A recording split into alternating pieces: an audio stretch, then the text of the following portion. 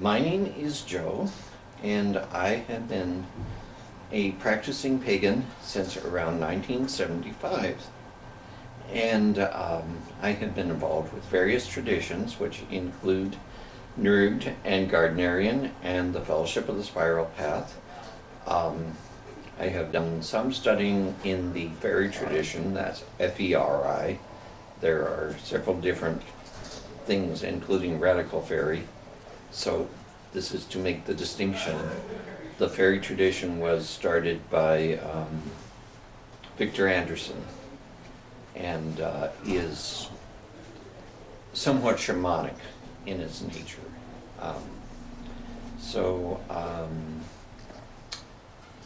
I think probably I would like to start by talking about how I got into this.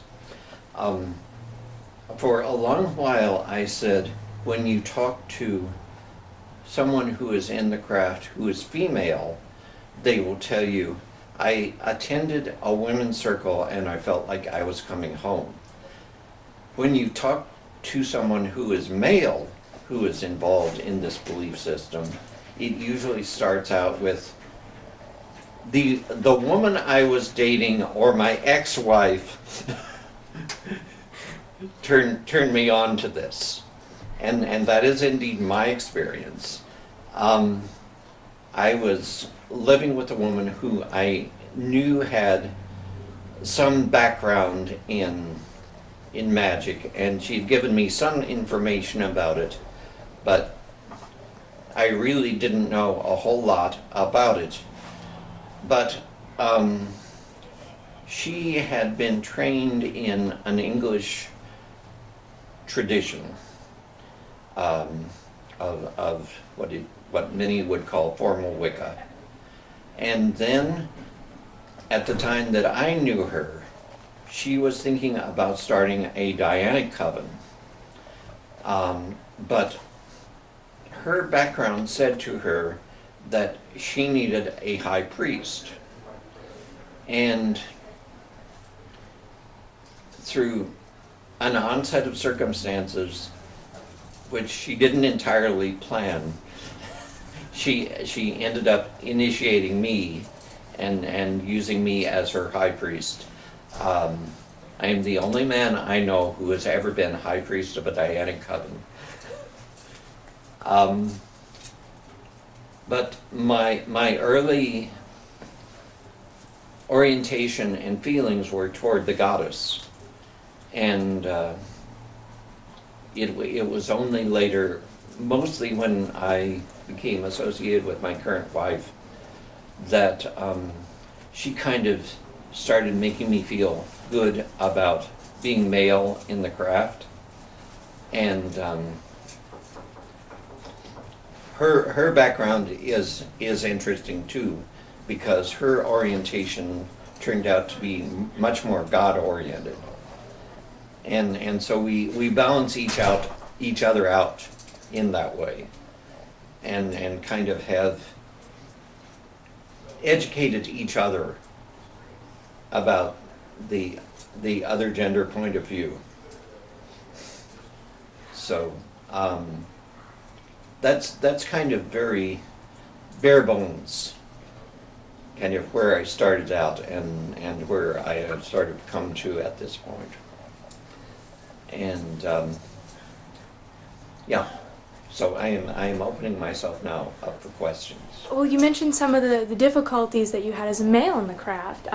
What are some of those difficulties that you faced? Well, especially when I was starting out, I was associating with a lot of feminists and lesbians, and I have always got along better with women than traditional males, and didn't always understand where traditional males were coming from.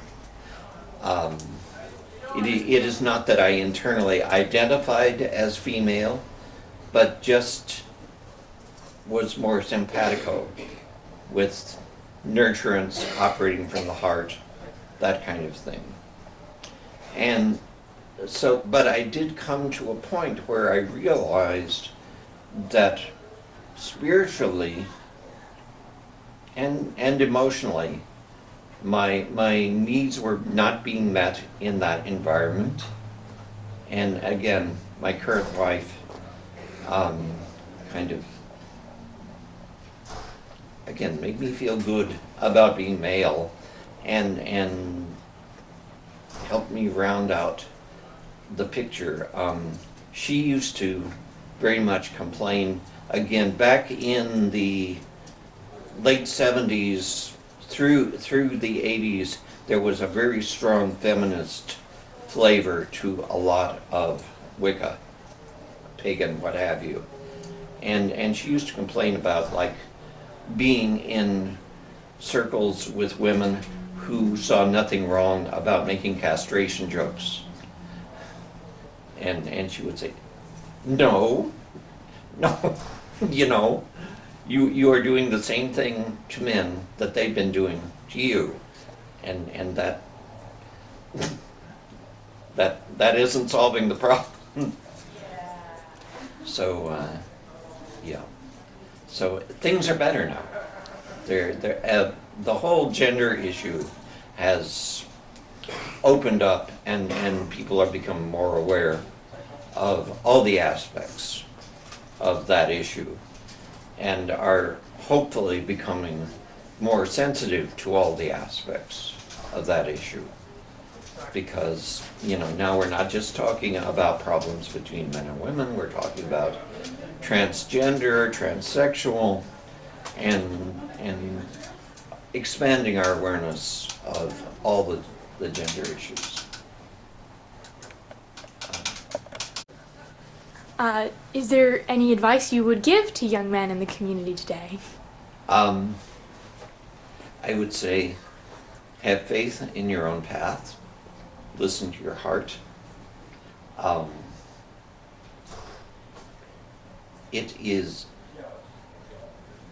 not the easiest time to be a man. We are still, to some extent, finding out who we want to be, kind of in following the feminist wave of the 70s and 80s, still questioning, what does it mean to be a responsible male in our community and in the world at large? And how do you process the information and find the route that works for you, as opposed to all of the old patterns we've been given?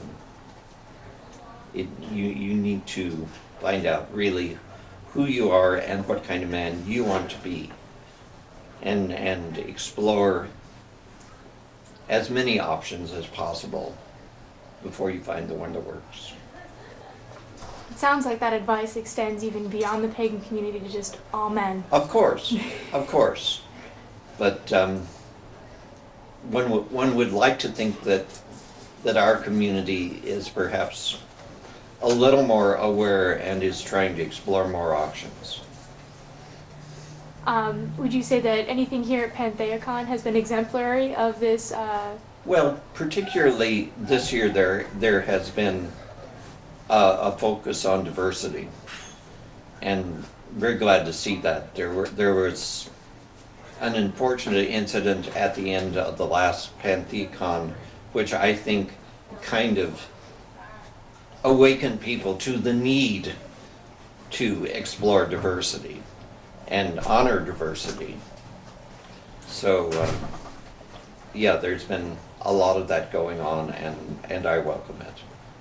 Wonderful. So you think we've done a good job this year with the diversity? We're certainly, it's certainly opening up, and that's a good step. You mentioned the fairy tradition. I don't really know very much about it. Could you tell me some more about that? All right, again, as I say, it was started by Victor Anderson, and the interesting thing about Victor and his wife Cora and what they did with the tradition they started, Victor taught each of his students differently, tailored his teaching to their individual needs. Well, this does not exactly make for a unified tradition.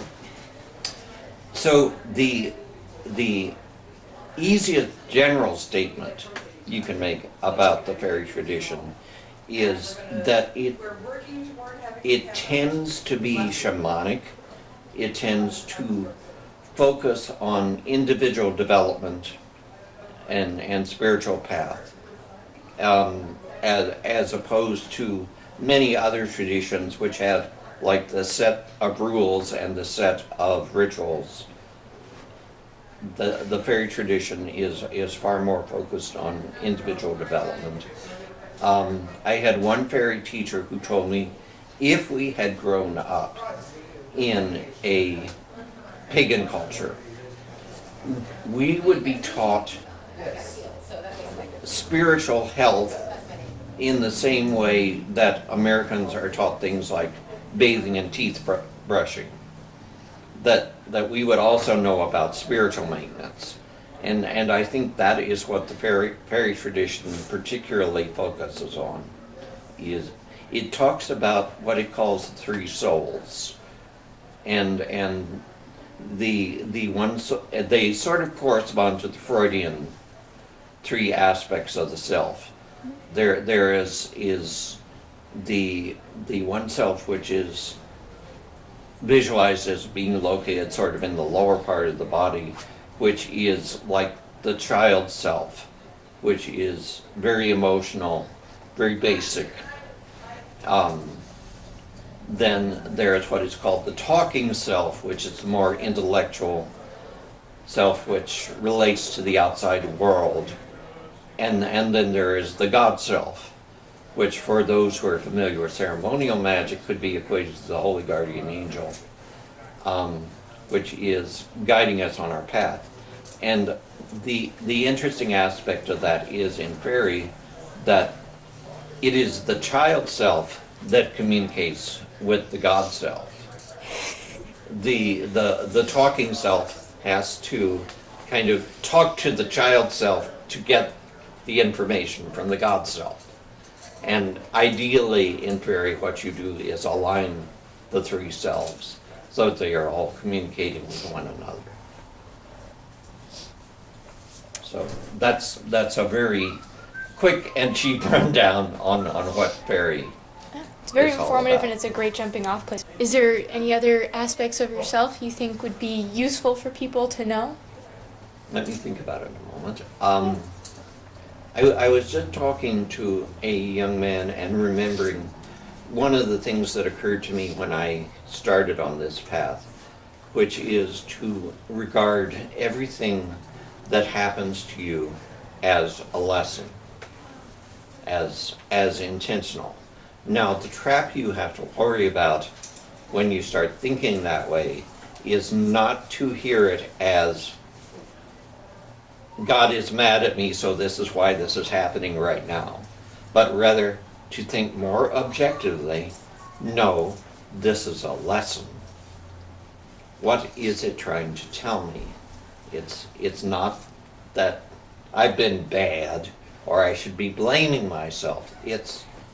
There's information here. One of the things we say in our family is the gods are cheap.